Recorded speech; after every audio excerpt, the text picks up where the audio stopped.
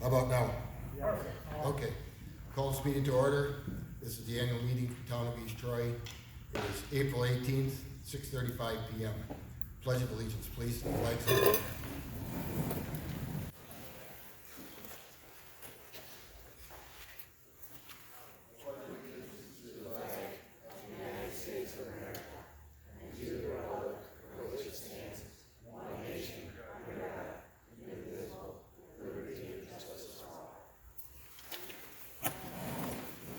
Thank you. This is the meeting of the electors, so it's really your meeting. I'll moderate the meeting. We do use Robert's rules. If later on when we have people speaking from the floor, they have the floor. They should be not interrupted. You'll get your chance if you want to speak also. We're going to try and any issues we have to vote on, if we have any. We'll start with a voice vote. A request can be made for either a show of hands or a secret ballot. We will have ballots in case we want to use them also. We should have all had that. So, with that, we are going to administer some oaths. Who's first, Kim?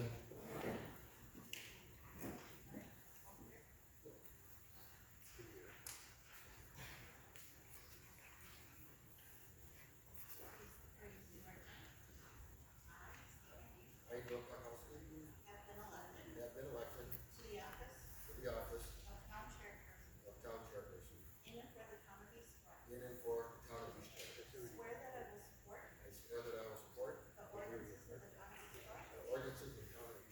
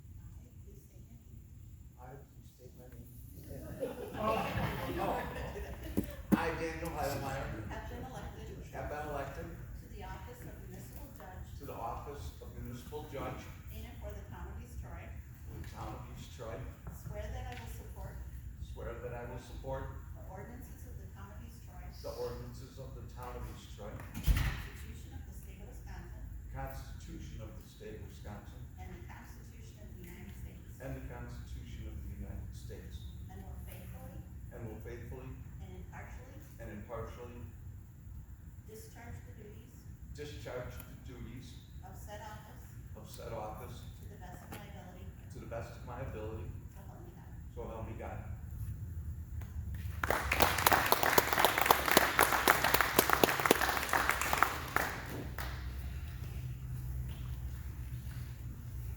Okay, take a minute or two to review the minutes from the 2022 annual meeting. They're in the packet, they were online, probably for a year. Looks like 1, 2, 3, a little better than 3 pages.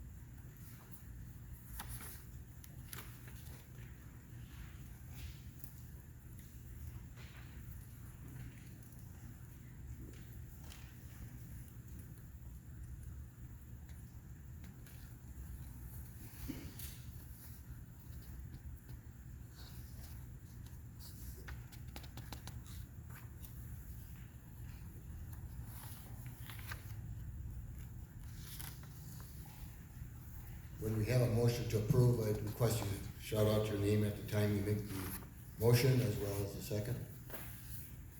Mr. Chairman, I'll make the John Jagelski, I'll make the motion to approve the 2022 annual meeting minutes. All right, John Jagelski. I'll second Lisa Newton. All right, we have a motion and a second to approve the minutes of the last annual meeting. No discussion on the motion. You have a question? I have a question, Joe Jones. ARPA funds. It says 424,211, but the spreadsheet attached says 424,221,66.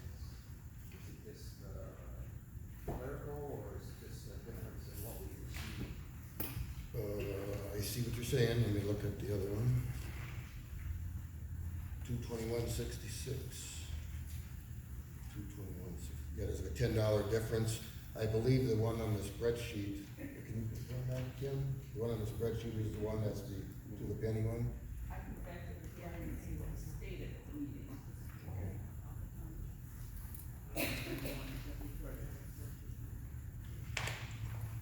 Yes, I believe the correct number is on the ARPA spreadsheet, 424,221.66. I believe the one listed on the minutes, that was the preliminary number I think that we were possibly given. But then when it actually showed up in 2 installments, it was the 221.66. So that would be a correction. No, it was correct at the time. Okay. Okay, the statement is at the time of this meeting, it was that number. And the more accurate number now is, we'll be presenting that later. Okay, anything else on the minutes? Okay, then on the motion, all in favor say aye. Aye. Opposed? None. Okay, motion carries. Okay, 2022 audit review.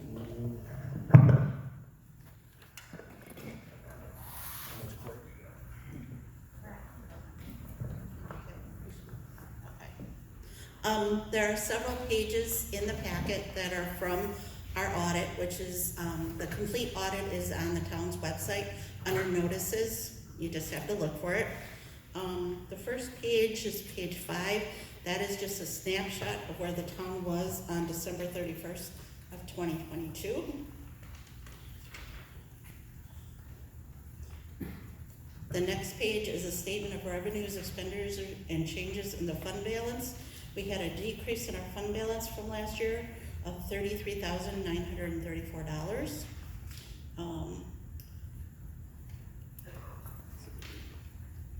The next page is notes to the financial statement, and I want to point out that, currently the ending balance as of December 31st of 2022, we had outstanding debt of 2.7 million. Our debt limit for the town is over 51 million, so according to our auditor, we are in a good position. The next page, which is actually 23, is just a list of our outstanding debts for the town. We are, within the next 2 years, will be paying off several of our notes. We paid off a larger one this year. The one from the state trust fund loan, the first one that was paid off this year. And then we have, let's see, we have one coming in 24, and then 2 will be paid off in 2025. And the next page is a schedule of revenues, expenditures, and changes. There was a expenditure, we went over in public safety for that vehicle parked right over there in the corner. That's why we went over our budget last year. And our total ending fund balance is $815,162. And the last page on 34 is the landfill special fund. It's a separate fund, and that includes the checking account, the operating account, landfill reserves, and a landfill CD. Does anybody have any questions? Okay.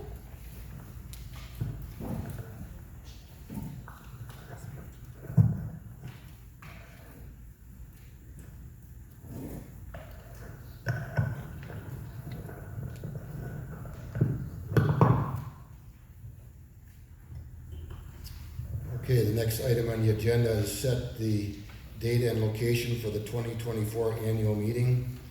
It's listed on the agenda as April 16th, 2024, 6:30 p.m. at the East Troy Town Hall property. No. And that could be, when we say property, that could be in the DPW where we had several meetings, or the Town Hall, and even with global warming, possibly even outside. So we need a motion. No. I'll make a motion that we move it back to the East Troy Town Hall I for second. next year.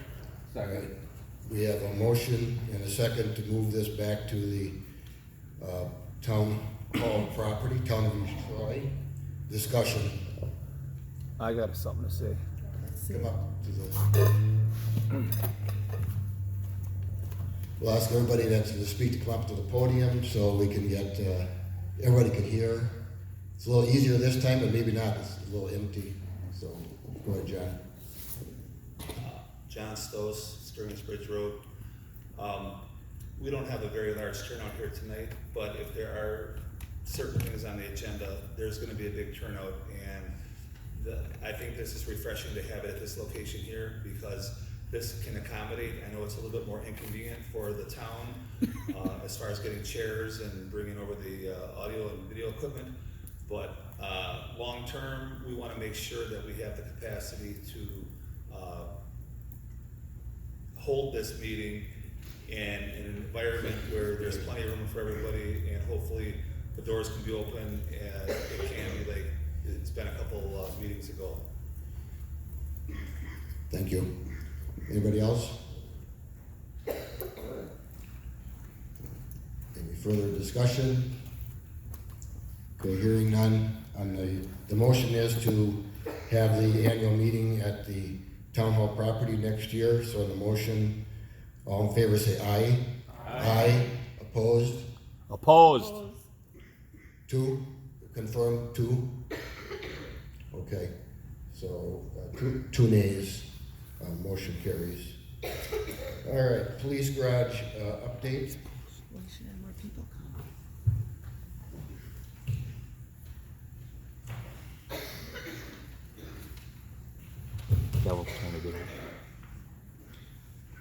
I'm happy to report that Tanner's Construction out of Whitewater was the apparent low bidder, and they're under contract. The budget was $500,000, and their low bid was $467,000 even. Very good company. We actually had the opportunity, both Chad, myself, and Todd met with the company president for a couple hours and then took a tour of their building they were just finishing up, which was the police garage in the village of Eagle. And if you want to see it, I was not convinced until I actually seen the building, because it's a post-frame construction, and that's a change. And Todd, if you come up, kind of let us know a little bit how we went from a design bid build to a design build. There's some definite efficiencies in there that we were able to take advantage of.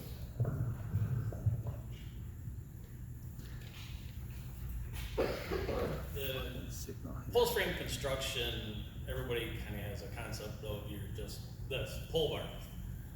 Till you actually go out and take a look at something, and they're getting built all over now. Your big barn dominiums they're calling. That kind of construction is just exploding. So our building inspector, Vince, actually, when we were looking at getting the garage done, told us to go out and take a look at Village of Eagles that was just getting under finishing up completion. You would, by looking at it, you wouldn't think, except for the steel siding, going inside, you never tell that it was a post frame built building, a beautiful building.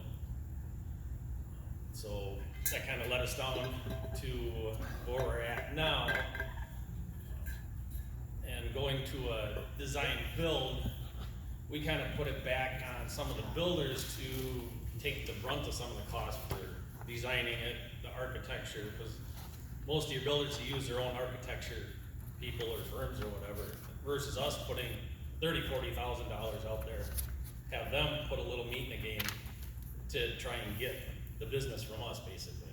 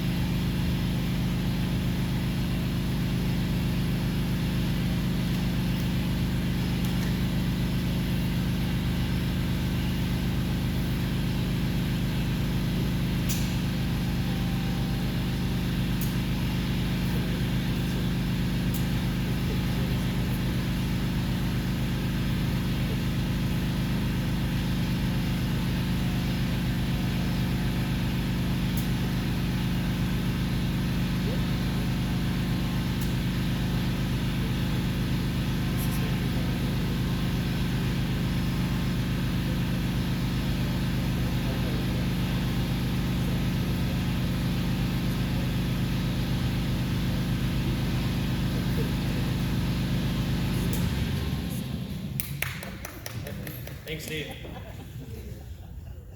Back on it to get to having them put a little skin in the game to get our business. They actually, we had, I believe it was 13 or 14 different companies come in and get our plans, kind of what we wanted, our RFP, and take a look at it, and we ended up getting 3 back. One was over what our cost was. One, we didn't have numbers to put together on, and then we had Tanis that came in at $467. They are a really good, nice company to work with. Talking with the police chief out at Eagle, they do everything. They keep everything as local as they can. They've been around a long time, so that's how we came to the point where we're at. Okay. All right. And thank you also to the Chief Gorecki, who's in the back. If everybody met him, he's back there, as well as the lieutenant. Matter of fact, the drawing that was put together by the lieutenant, and there was more further tweaks done with input from all the officers, and we in effect had a head start on their design, because this is exactly what what's needed. So. Okay, any questions on the police garage? Okay, we'll move on. Barb's got a very weak voice today, so you're gonna try here. You have a full report in the packet. If you'd like to give a little update. Yes, Apologize. Just some highlights. The fire chief and our administrative assistant, Sue Schweitzer, have worked really hard to bring in grant money. We have brought in nearly 165,000 this year. Our membership is up, to 46 active members from 38 last year. And we are increasingly doing more to bring revenue in through the fire service, by creating contracts and getting rid of equipment that is old and not primary to our services. If there are no other questions, I'll conclude my report.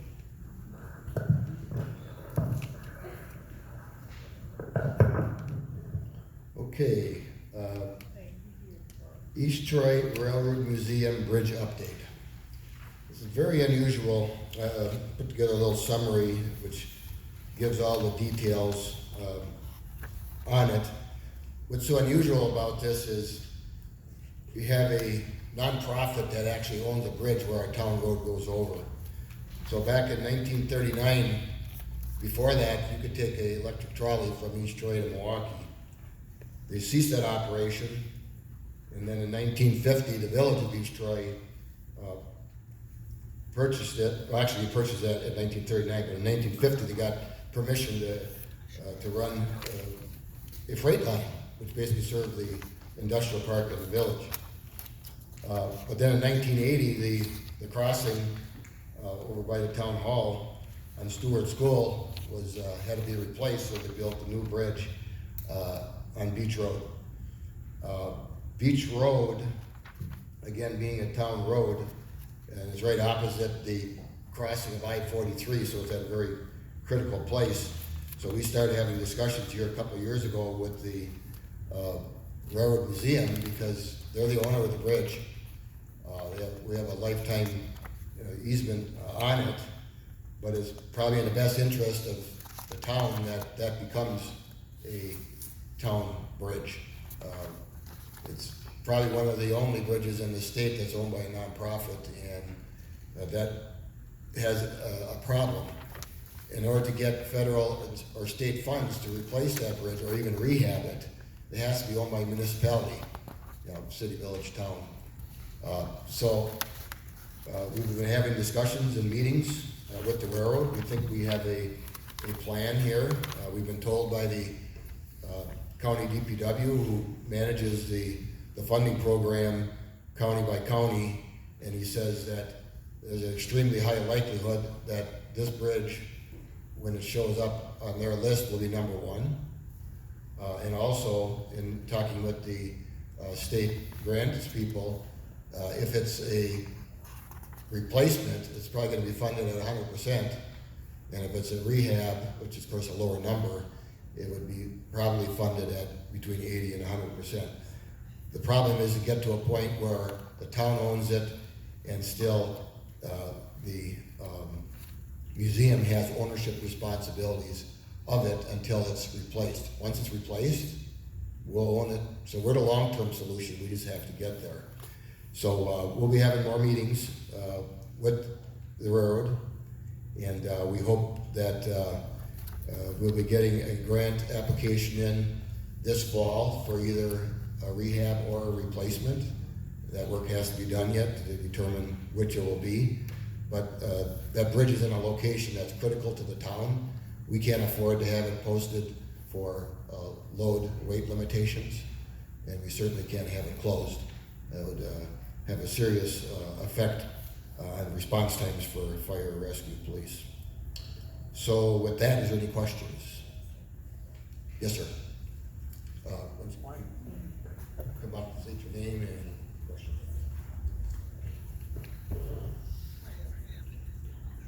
Jeff Hudson, South Shore Drive.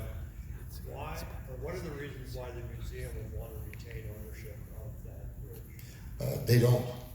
Matter of fact, they tried to sell it to us for $1 a couple of years ago.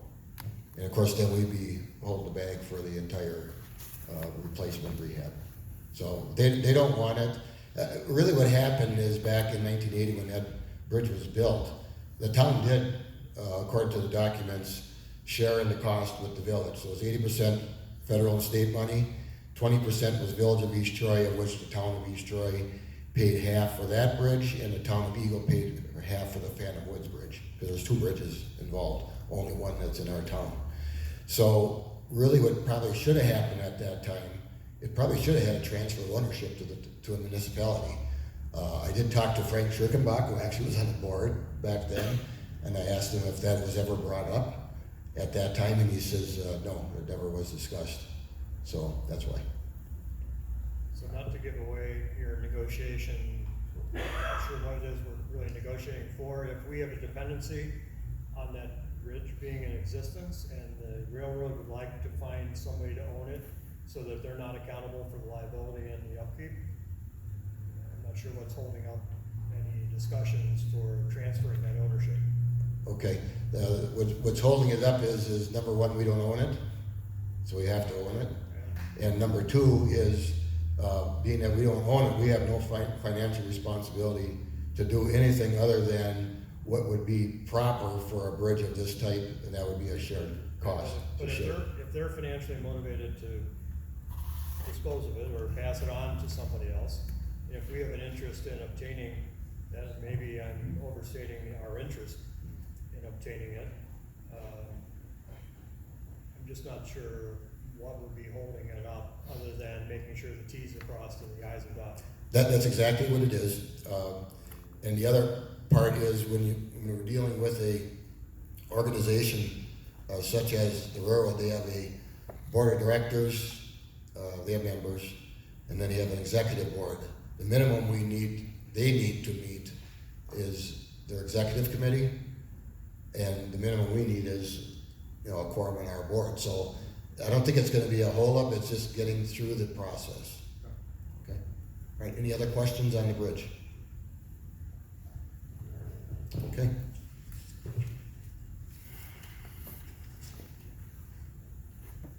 Communications Committee update, Supervisor Reyes. I won't go through the full report that's in the packet, just highlights. You probably have seen that we have video streaming now live of the meetings, thanks to Jen Olson, who's here tonight helping with that.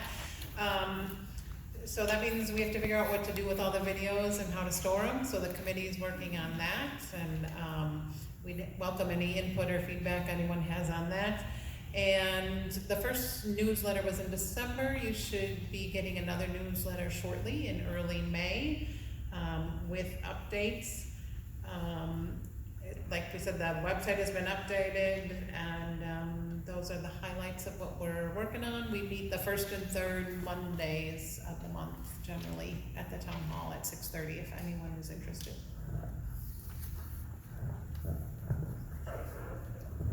Any questions? John?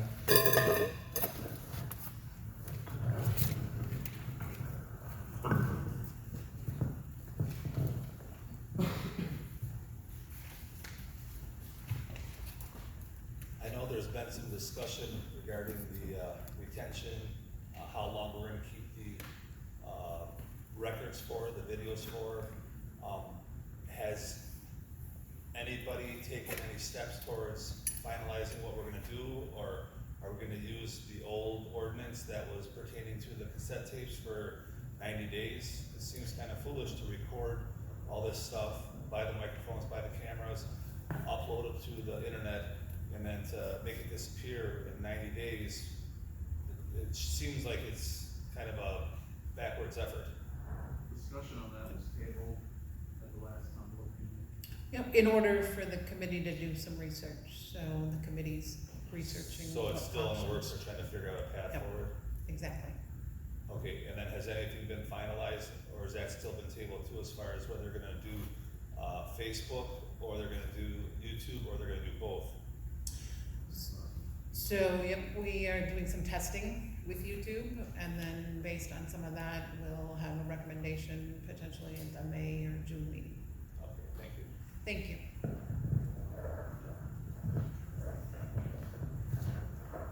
Obviously, to answer some of those questions too, there's gonna be legal advice involved there too. Okay, ARPA funds update.